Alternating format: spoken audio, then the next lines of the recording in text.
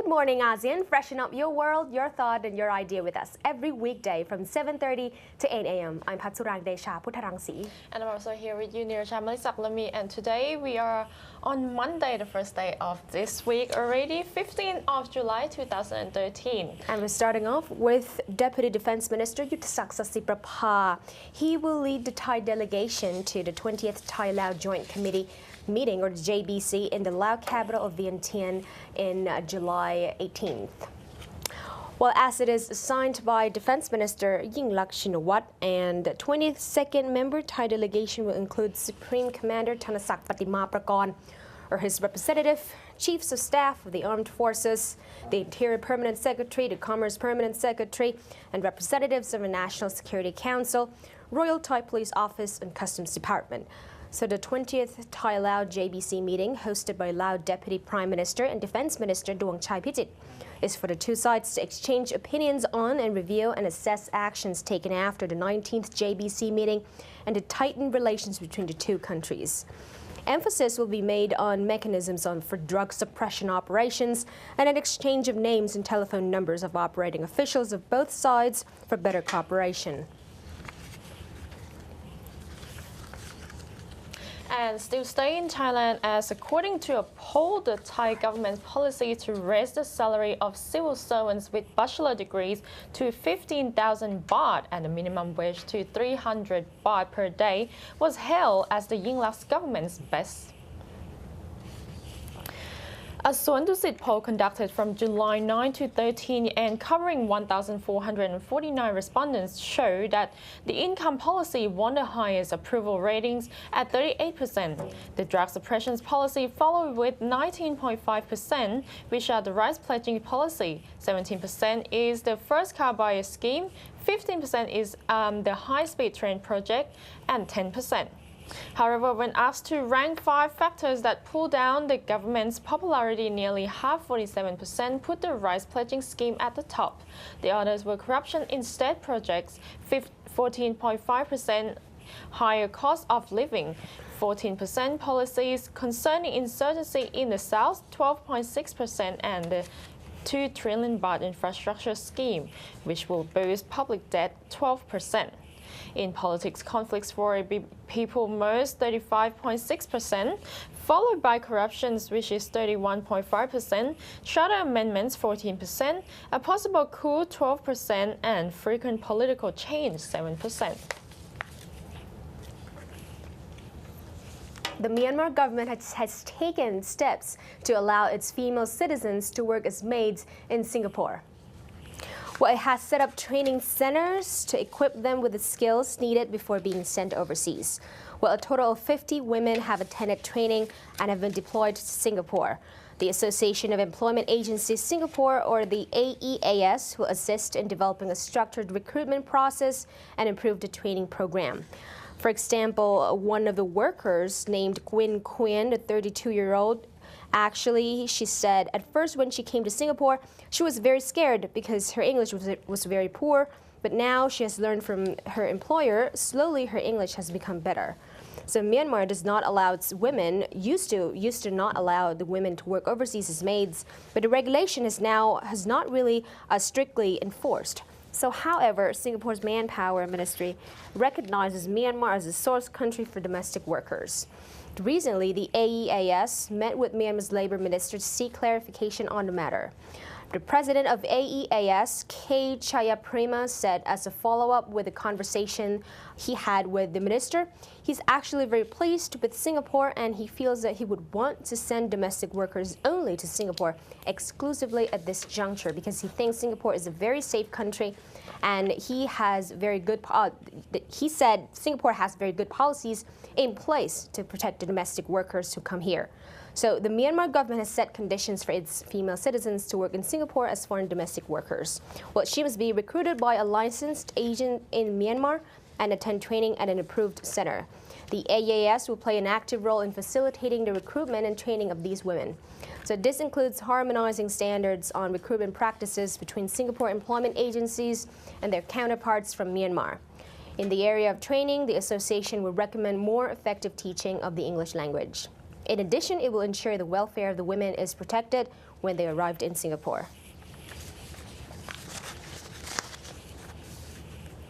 Now, concerns were raised that the Trans-Pacific Partnership Agreement, or TPPA, will be disadvantages to Malaysia are largely misplaced, as negotiators will certainly safeguard the country's economic and trade interests during the trade talks. As a trading nation, it makes economic sense for Kuala Lumpur to join the TPPA to gain greater access into the markets of its trading partners, especially the United States, Japan, and ASEAN. Unfortunately, irresponsible quarters are circulating what the Ministry of International Trade and Industry, or MITI, describes as inaccurate information. Among them are allegations of a study by the United Nations Development Programme, or UNDP, containing recommendations for Malaysia not to sign the TPPA. MITI rightly has come out to categorically deny these allegations, saying that they grossly misrepresent the Malaysian government's position with regard to the trade agenda. The public can be rest assured that Malaysian negotiators would safeguard the country's domestic trade and economic interests, and more importantly, the new economic policy. After all, the cabinet has to give the go-ahead to Malaysia's offer at the talks, which begins its 18th round in Kota Kinabalu from today to 25th of July before any deal is signed. There are also claims that the US and Japan will close off their markets to Malaysia and disadvantages domestic industry. Its gain misplaced for America has been a major market for local semiconductors and electrical and electronics components for so long. Although it is a trade deal, it also impacts foreign investment, whereby Japan has been a major investor in Malaysia, along with the US and ASEAN countries. Investment follow trade closely. However, there will be obvious advantages to Malaysia, both in terms of expanded markets and inflow of investment. For example, the textile industry has come out in full support of the TPPA, saying that Malaysia's total textile and apparel exports are projected to increase by 20% with the implementation of the pact. The Malaysian Textile Manufacturers Association say that the eliminations of duties under the trade pact would make Malaysian textile and apparel products more competitive.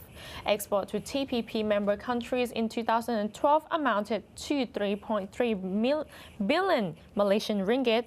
The TPP agreement will see a decrease of import duty for Malaysian textile and apparel products entering the TPP members countries. TPPA, a free trade initiative involving 12 countries, is expected to expand export of participating countries into a large global market base and provide cheaper product base for consumers. And this is, however, an effective lowering of proposed tariff among participating countries. With the proposed eliminations of reductions of duties in the TPP agreement, Malaysian products would be more competitive, particularly in the larger US market. In the trade pact, there would be a certain amount of give and take, with concession having to be made by some countries. Still in Malaysia, as the Star report will take you to the coastline of Terengganu in Malaysia, to one of the fishing village, Kuala Besut.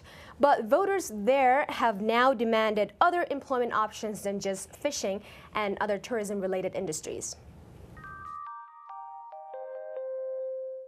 Kuala Besut is famous as the gateway to the touristy island of Perhentian Besar. From March till October, the boat jetty is teeming with visitors, both local and foreign, all wanting to savour the island's beauty and diving spots.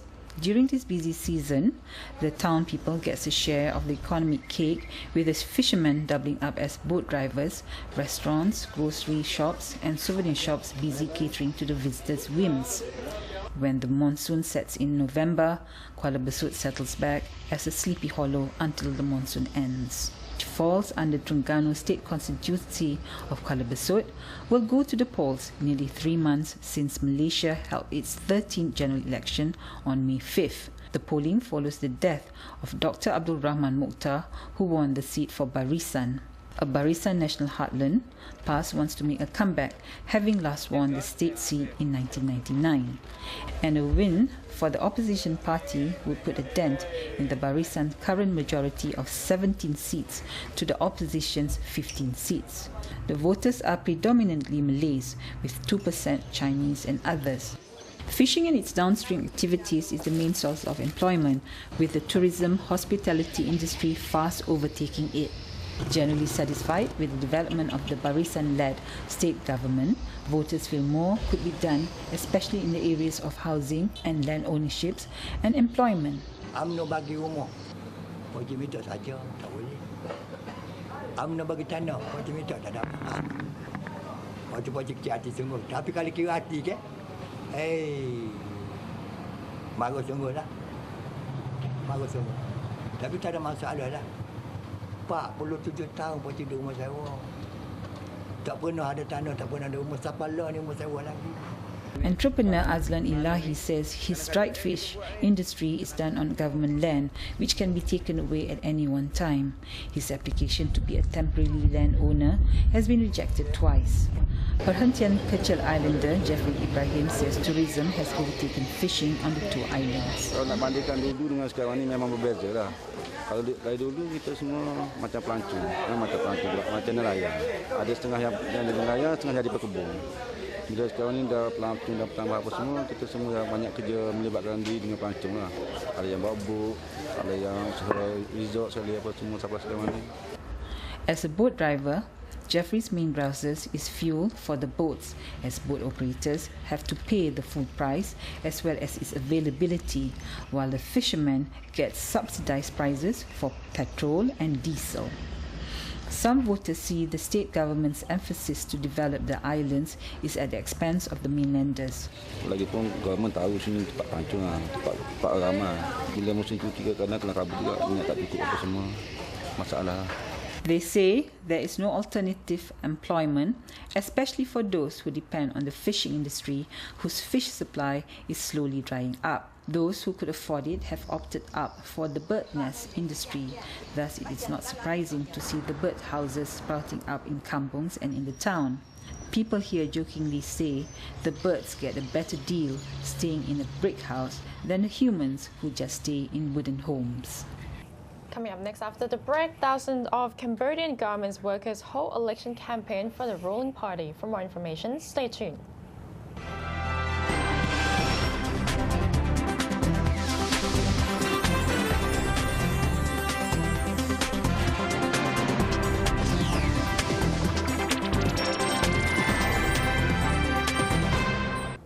Around 10,000 of garment workers and footwear workers in Cambodia held a rally yesterday to round up and push for more big votes for the ruling Cambodia People's Party of the incumbent Prime Minister Hun Sen ahead of the major election coming this July 28th. The campaigners gathered at the capital's Diamond Island complex in early morning before traveling by motorcycles and trucks to areas with garment and footwear factories around the capital city. The event was organized by the Cambodian Labor Union Federation. Speaking to the rally in Ith Samheng, CPP's lawmaker candidate for Phnom Penh City, said the campaign was to appeal to all garment workers to cast their ballots for the CPP. The country has about 500 garment and footwear factories employing some 500,000 workers, and garment industry is the kingdom's largest income maker. Ith, Minister of Social Affairs, said the voting for the CPP will bring more progress and development to the nation. The CPP has enhanced workers' rights and opposed any forms of exploitation of the workers. He also pledged to attract more investors for garment and footwear industry to create more jobs and revenues for Cambodian people. A month-long election campaign kicked off on June 27th and will complete on July 28th. 8 political parties will compete within the elections with about 9.67 million eligible voters. 2 main parties are the CPP of Hun Sen and the opposition Cambodia National Rescue Party by Sam Rainsy. Hun Sen's party is widely expected to win the majority in the forthcoming elections anyway. So Hun Sen, 61, already has been in power for 28 years and vowed to stay in the post until he's 90. But Cambodia holds a general election every 5 years. During the last election in July 2008, Hun Sen's party won 90 seats out of a total 123 in the National Assembly, while the opposition group gained 29 seats. And Philippine franchises this week will gather to address challenges posed by the integrations of the Association of Southeast Asian Nations, or ASEAN, into one single market by 2015. Philippine Franchise Association, or PFA chairman Emeritus Sammy Lim, said that local franchises should address the issue, which could impact on their competitiveness. Members of the PFA will gather from July 17 to 21 at the SMX Convention Center for the Franchise Asia Philippines 2013, which is a premier event that will also bring franchise players from the international fronts for a valuable sharing of global best practices. Lim, who is also the president and chief executive of Canadian Tourism and Hospitality Institute, or BLIMS Fine Furniture and Automatic Center, say that the PFA has invited speakers from Malaysia who will discuss what they have done to make their franchising industry competitive. He said that Malaysian franchises are also seen to expand their businesses in the country. Franklin Goh, vice president of Goldilocks Baked Shops Inc. and overall chairman of Franchise Asia Philippines 2013, said that this year's editions of Franchise Asia Philippines 2013 will also include discussions on global franchising trends and what franchises can do to stay competitive. PFA president and Wenfield Corp chairman Elizabeth Yvette Pardor-Obeta say that the franchise show will give franchises, especially those who want to expand abroad, a chance to retool themselves. She stressed that Franchise Asia Philippines 2013 will allow franchises to learn where they can improve. Philippines wants its local franchising industry to become one of the front runners in the world. The Franchise Asia Philippines 2013 will also offer a Certified Franchise Executive, or CFE program, which will run on July 15 to 16. The CFE program is a mini MBA professional development program that is duly accredited by the US-based Institute of Certified Franchise Executives, or ICFE. Still in the Philippines, as the authorities said yesterday, it has clinched a key wealth-sharing deal with the Muslim rebels, bringing it closer to ending a decades-long rebellion. Chief Peace Negotiator Miriam Colonel Farah said the government was cautiously optimistic of a final peace pact within weeks after the compromise deal with the Moro Islamic Liberation Front, or the MILF, late Saturday following 6 days of grueling talks. Farah said that the signing indicates that both sides are really committed to finish the peace negotiations, and nobody wants this not to reach its fruition.